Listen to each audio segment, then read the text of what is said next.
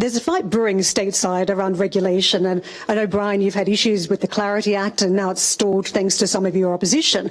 You've been talking about whether there should be a reward paid for some of these tokenized assets, almost like a dividend.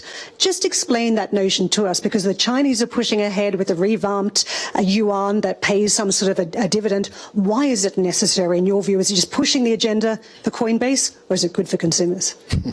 Yeah, so the legislation in the U.S. has been making good progress on market structure, and I wouldn't say it's stalled. I'd say there's a good round of negotiation happening, and so I think that that's positive. What we shared publicly was that we want to make sure any crypto legislation in the U.S. does not ban competition for traditional financial services, banks, or traditional securities brokerages. And in our reading of the draft, that's what it did. It actually unfairly penalized crypto companies. We think they should be able to compete on a level playing field. And when there's competition, that's how the consumer benefits. And I think there's very forward-thinking bank CEOs like Bill Winters and others that have just really been leaning into this as an opportunity. They recognize change as, you can think of it as a threat or you can think of it as an opportunity. So the smartest bank CEOs are leaning into this. Some of their lobbying organizations in DC are trying to put their thumb on the scale and ban their competition, which I have zero tolerance for.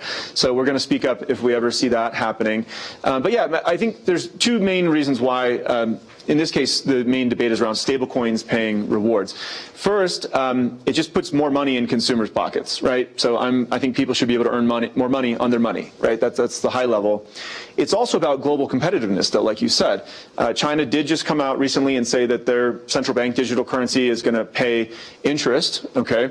And then there are offshore stablecoins that are actually larger than the U.S. regulated ones right now, and they would love it if U.S. stablecoins were banned from paying rewards because it allows them to flourish offshore. So we need, from a U.S. legislator point of view, they should be ensuring U.S. regulated stablecoins are competitive. Same thing from a European stablecoin point of view. I hope Eurocoin and et cetera continues to grow. And we're in a global competition. We need to make sure that consumers benefit, and each country puts their interests first.